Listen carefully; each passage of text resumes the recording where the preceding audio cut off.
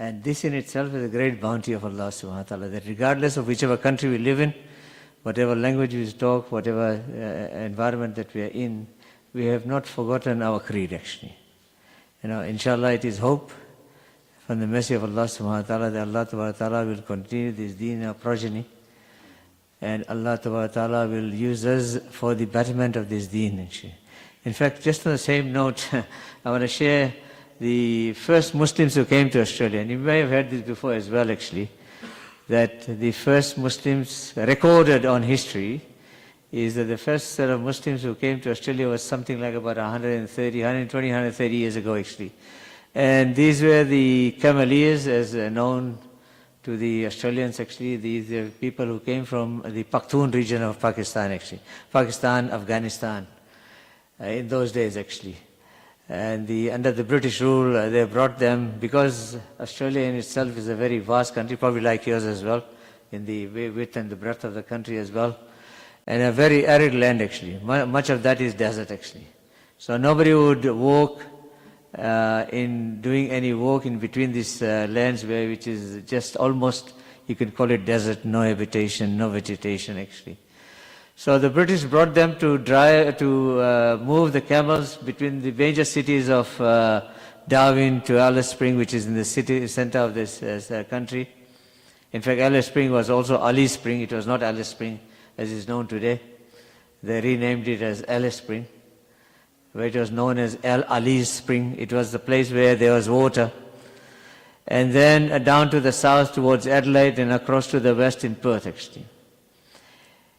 In those days, most of them who came did not have families, they did not have wives over there, they did not have children, they did not bring the children actually. So they did get married to the local ladies over there actually. And in the midst of their movement from city to city, wherever they went and wherever they stopped, see, this is a great lesson for us as well, and also over here in the countries that we live in, that wherever we go, we try and establish a place of ibadat actually. And we see this in various other parts of the world. In Africa, many Jamaats come, you talk to them about people who have mostly moved from India, wherever they went, they established a place of ibadat actually, a masjid actually. Likewise, these pioneers of ours, they established something like about 120 masajids in those days actually.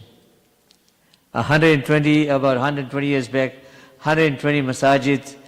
But the unfortunate thing and that hurts us all actually is that out of those 120, there's only 3 masjid that is standing in structure.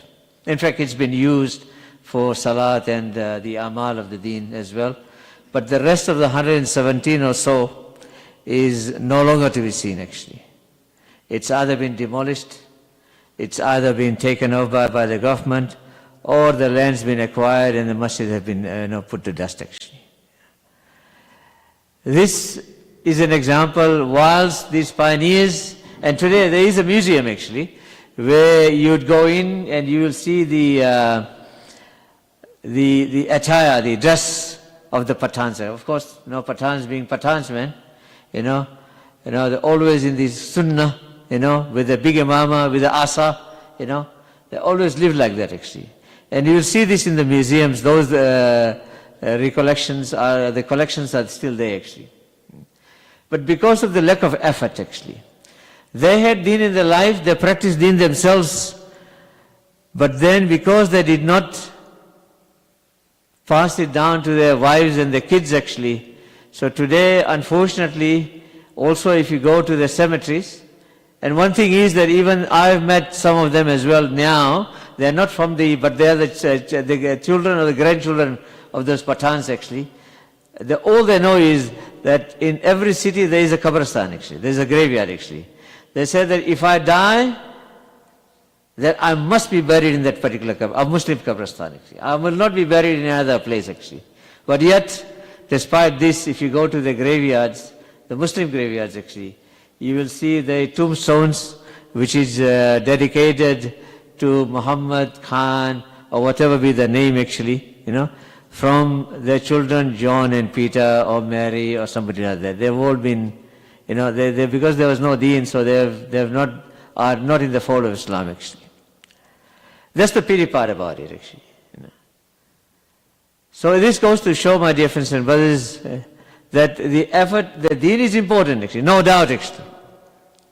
But the effort of deen is more important than deen in itself, actually. For if the effort of the deen is not taking place, then whilst deen is with us, but deen will die with us, actually. On the same note, actually, I just remember today that, and Imam Sahib was telling, Mufti Sahib was telling me that many of the brothers over here from Fiji, if you do recollect that the first grimitias or the indentured laborers that were brought to Fiji again by the Brits, that in the first boat, the Leonidas that came, landed in Levuka in 1879, had about 404, approximately 500 people came in that boat. 92 of them were Muslims, actually. 92 of those people in that first journey of the indentured laborers were Muslims, actually. And the first person, and one of them is that when the boat landed at Levuka, a person by the name of Buddha Khan, it's a name that he had it, actually. He gathered, there were some 92 Muslims in that boat, actually. There were 92 Muslims in the boat. He gathered the very people, the Muslims, and he was the first one who gave azan in the most east part of the world, actually. Of course, Fiji is the place where the new day begins, or the day begins, actually, the sun, rising of the sun, actually. That's on the international date line, is across Fiji. And that is where the first azan was called, actually. And imagine, because of his effort and because deen remained in the lives of the people of Fiji, today the very first azan of Fajr is called out in the islands of Fiji. And then it reverberates throughout the world, and there is an azan taking place, in every other country that sits, in the east of, on the west of Fiji. This in itself, my dear friends, but there's two contrasts. One is when effort of deen was not made, then deen died with the lives of the people, actually. But when effort of deen was made, then deen continued, and it became a source of others to enter into the fold of Islam. Actually, I just met a brother over here who's a revert, 2 years ago he embraced Islam, actually. And he's still with us, actually. There are many other cases like this. There are many other stories like this, actually, where people have embraced Islam, and they chose Islam as a way of life, actually. I don't use the word convert, because by fitrah, insan is born as a Muslim, actually. It is how your mother or your father attend you are the Yahud or Nasara. But by choice of nature, every insan is born as a Muslim, actually. So therefore, the word is actually revert, that he was somewhere, but he came back to his natural inclination, the natural deen that he is born with, actually. This, my dear friends and brothers, that as long as we make the effort of deen, then we will see that people will continue to flock back into the deen of Allah subhanahu wa ta'ala. But no sooner that we stop the invitation or the reminding of people about the deen of Allah subhanahu wa ta'ala, then not only deen will die out of our lives, but deen will die out of the lives of the generations to come, actually. And we see this, my dear friends and brothers, that this is why the effort of this deen is more important than the deen. It's important, whilst the effort of deen is more important than the deen itself. We are not here to take, and Allah subhanahu wa ta'ala is not going to take account of how many people we brought back into the deen of Allah subhanahu wa ta'ala. The accountability is not in us, actually. But what was, we are responsible for the effort to for the deen, actually. Two distinct things. One is the responsibility at the hands of Rasulullah sallallahu alaihi wasallam, being the last of all the Nabi, the Khatam al-Nabi'een, the seal of the prophethood. Allah ta'ala has bestowed this responsibility on the ummah of Rasulullah sallallahu alaihi wasallam. Me and you, we are responsible for this, actually. We cannot say that we are not, it's somebody else's job, or the Sheikh will do, or the Mufti Sahib will do this work, actually. No, every insan. Sayyidina Abu Bakr Siddiq radiallahu ta'ala anhu, when he accepted deen at the hands of Rasulullah sallallahu alaihi wasallam, he asked of Nabi sallallahu alaihi wasallam, Ya Rasulullah, what is my responsibility? What am I supposed to do, actually? What is my responsibility? Allah's Nabi sallallahu alaihi wasallam said to him, more or less, that Ya Abu Bakr, that whatever is my responsibility is your responsibility. Whatever is my work is your work actually. And what was it? That the effort that he made, the effort that Hazrat Abu Bakr Siddiq radiallahu ta'ala anhu made, that on the very first calling of his, pronouncing his shahada and calling the people in the midst of haram, that of the 6 of the Ashra Mubashara are from the hands of Sayyidina Abu Bakr radiallahu ta'ala anhu. This was inviting people towards Allah. And people, today you remind somebody, my dear brother, it is our responsibility. My dear friend, it is my work and it is our work actually. Ummah has gone so far. The Ummah today has gone so far that it has the audacity to question about our responsibility. The Ummah has not only forgotten, but it has forgotten that it has forgotten the responsibility with which Allah had sent them in this dunya actually. One is a person forgets something and he reminds somebody and he says, now I remember actually. But to forget that you have forgotten actually, to question the responsibility with which Allah has sent us, that is a great decadence in our life actually. So for this, my dear friends and brothers, Jamaats we see, we are not the first one to come before you actually. There are many other Jamaats have come towards you actually. And many other Jamaats inshallah will continue to come inshallah. But the same message, the same call. That these brothers who come, in this instant over here, we have come like the Mufti Sahib said, that we have come with our ladies as well actually.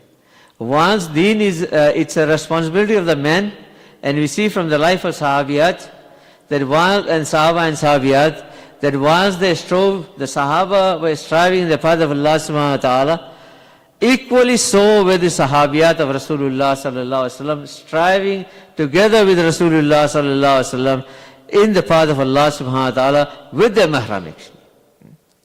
And we see that the first shuhada of this ummah, the first shuhada of this ummah is nothing less than a woman itself actually.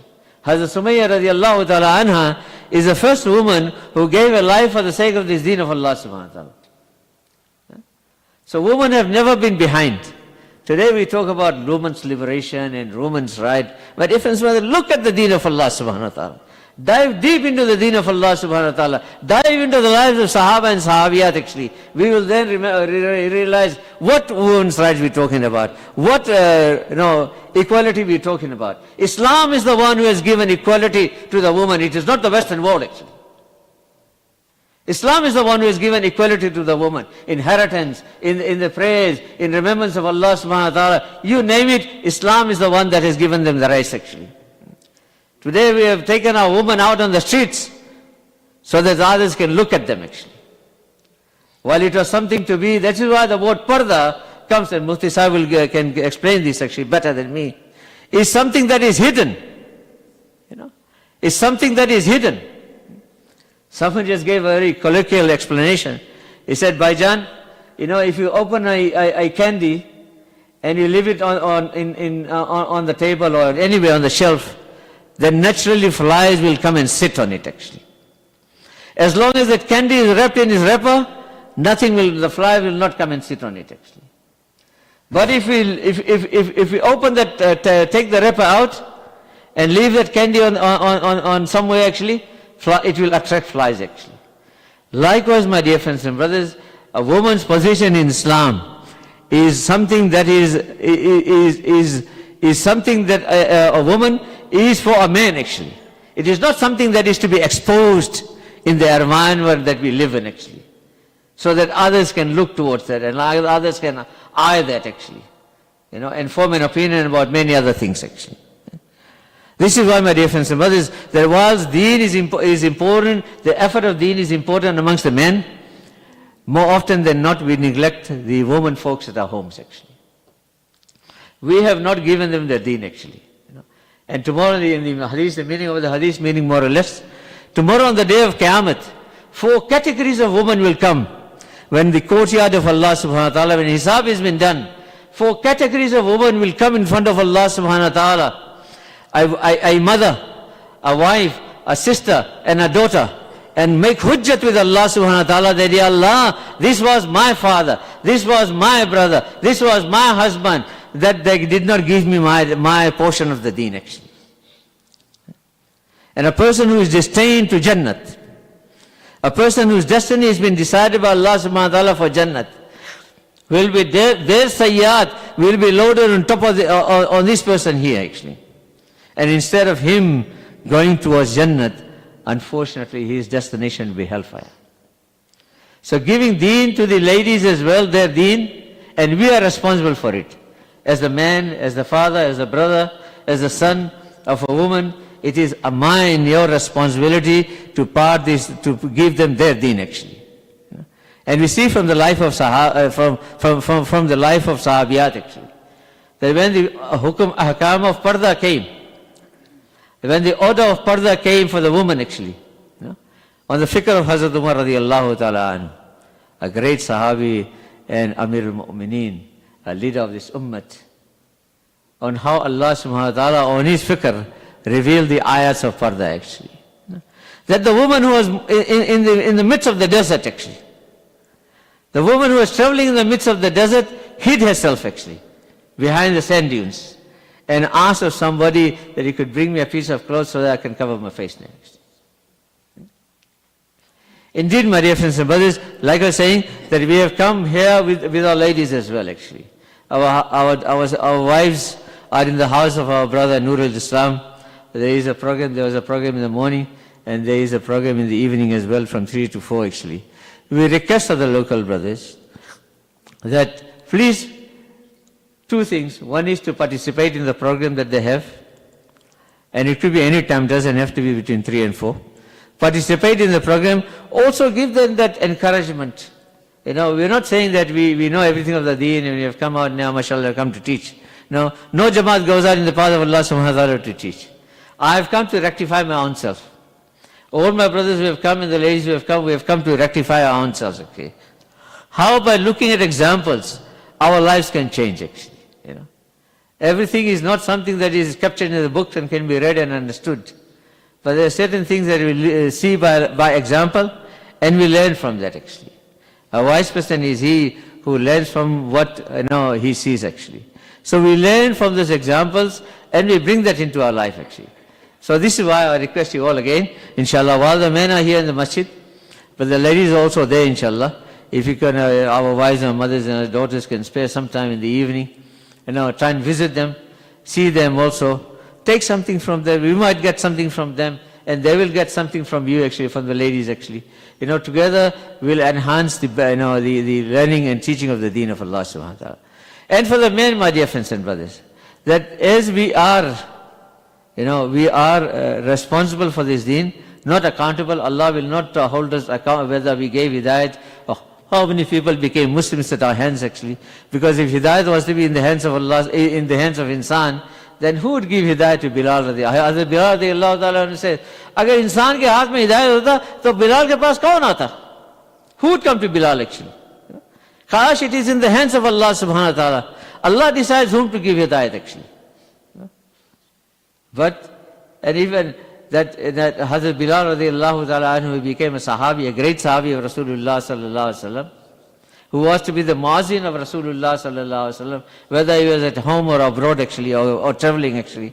He was to be in the company of Rasulullah sallallahu alaihi wasallam all the time actually. On the contrary, we see that the dear uncle of Rasulullah sallallahu alaihi wasallam, Abu Talib, did not get hidayat actually.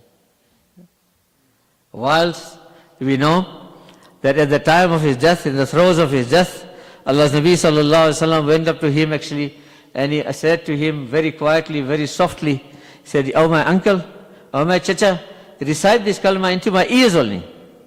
Not volubly actually. Recite it into my ears, so that on the day of Qiyamah, I will intercede for you in front of Allah subhanahu wa ta'ala that he accepted the creed." What was the reply of his uncle? What was the reply of Abu Talib? He says, "Oh my Bhatija, if it was not for the fear of death actually, if it was not for the fear of these people, the Quraysh actually, that they will taunt me, for having embraced the deen of my nephew, because of the fear of death, I would have pulled your eyes actually. No matter what he says, my dear friends, brother, hidayat was not there for him actually.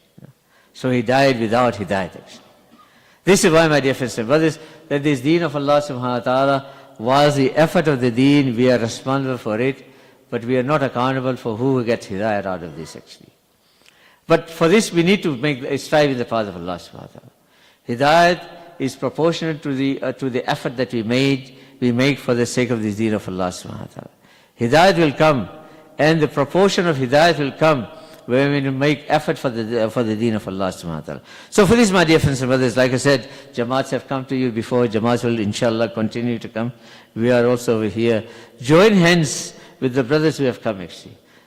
Join hands with the brothers who have come and give them that nusrah for the deen of Allah subhanahu wa ta'ala.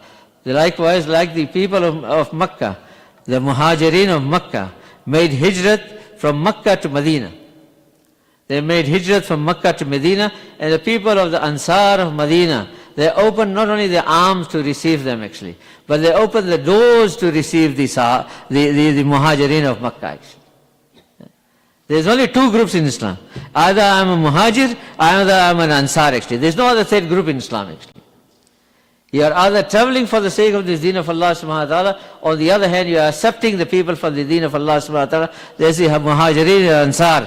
And the Muhajirin travels, Ansar, he opens, he receives the Jamaat actually. He receives the people who have come out in the path of Allah subhanahu wa ta'ala. Together, that effort that they make actually, Allah subhanahu wa ta'ala made Medina. It was not even known as Medina, it was known as Yathrib. But it became Madinatul Munawwarah. Means a source of guidance and a source of light for the entire world actually. Likewise, my dear friends and brothers, if we also give nusrat to the Jamaat that comes actually, all Jamaats, I'm not saying only of these Jamaat, Allah subhanahu wa ta'ala will utilize the effort of both parties actually, the Muhajirin and the Ansar, and Allah subhanahu wa ta'ala will bring hidayat, and grant hidayat to the people. I pray that Allah subhanahu wa ta'ala keep us within the folds and the bounds of the deen of Allah subhanahu wa ta'ala. Allah subhanahu wa ta'ala accept our prayers and our dua actually, and Allah subhanahu wa ta'ala make our children, our progenies to carry this message of the deen of Allah subhanahu wa ta'ala till and until we live in the face of this earth. Wa akhiru alhamdulillah rabbil alamin. Jazakallah. Wa alaikum assalam.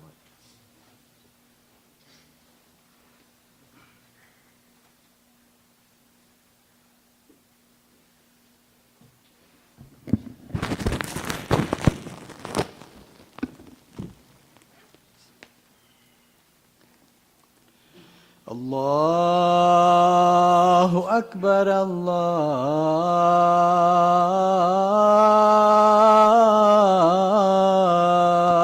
Akbar,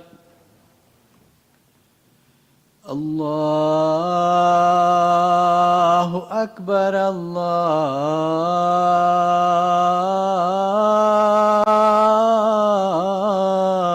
Allahu Akbar. أشهد أن لا إله إلا الله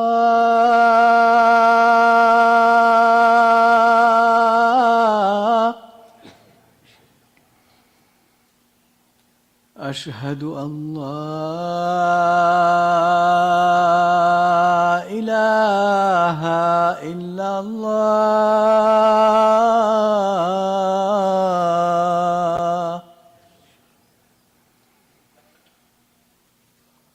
أشهد أن محمدًا رسول الله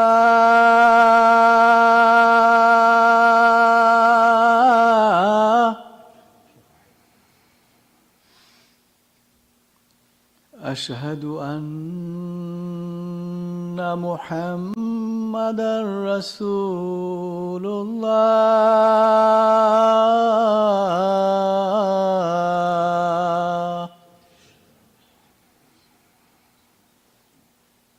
حي على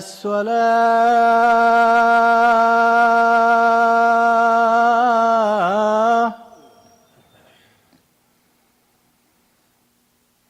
حي على الصلاة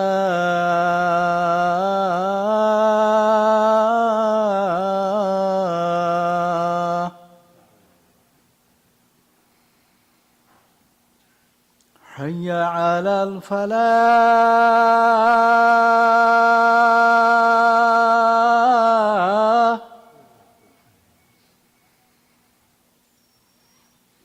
حي على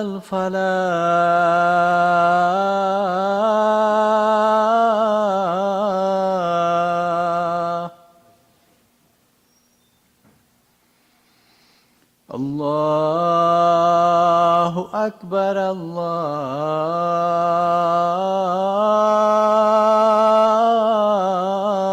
الله أكبر لا